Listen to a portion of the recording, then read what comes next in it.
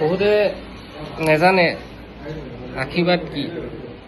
আশীৰ্বাদ এনেকুৱা এটা বস্তু য'ত নি ভগৱানে আপোনাক আহি নিদিয়ে, সেইটো এনেকুৱা কিছুমান মানুহৰ হাতত লিখি পঠিয়ায়।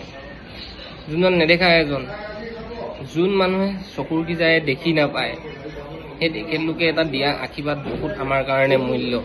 সেই আশীৰ্বাদটো যোনে হ'লেও ল'ব পাৰিব লাগে, সেইটো ক্ৰেডিটটোত হ'ব লাগে। কেতিয়া ক'ত কেনেকৈ আপোনাক দি যাব কোনো গম নাপায়।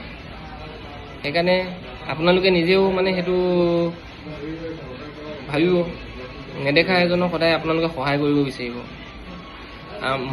মই নিজকে বিশেষকৈ কৈছোঁ, মোৰ মানে একো নাই।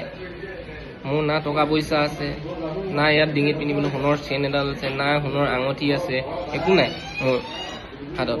তথাপিতো মই নিজকে বহুত সলনি হ'ব বিচাৰিছোঁ। সলনি মানে যি মানে পাইছোঁ, কিবা এটা পাইছোঁ, কৰিছোঁ, কষ্ট কৰিছোঁ, দিন ৰাত গাড়ী চলাইছোঁ, সেই পাই মেলিয়ে কিবা এটা দিবলৈ মই সাক্ষৰ হৈছোঁ কাৰোবাক। মই 10 টকা দিলেও সি সুখী, কাৰণ সি মনৰ পৰা আশীৰ্বাদটো দিছে।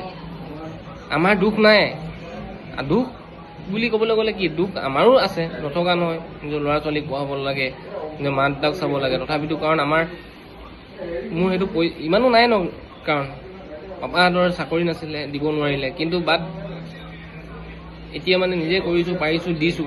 আমাকো যেনেকৈ পাপাহেঁতি মাহেঁতি তেনেকৈ পাৰিলে, কৰিলে, দিলে। কিন্তু ময়ো এতিয়া দিব লাগিব ন, সেইখিনি উধাৰিব পাৰিব লাগিব মোৰ।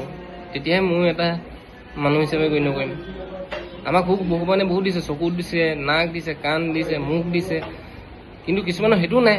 আমাৰতো হাত ভৰিও আছে, তেখেতলোকতো হাত ভৰি নাই, চকুৱে নেদেখে, কাণখনো শুনি নাপায়। কি কৰিছে? কিন্তু এই নেদেখা মানুহবিলাকক আপোনালোকে সহায় কৰক, বছ ইমানেই।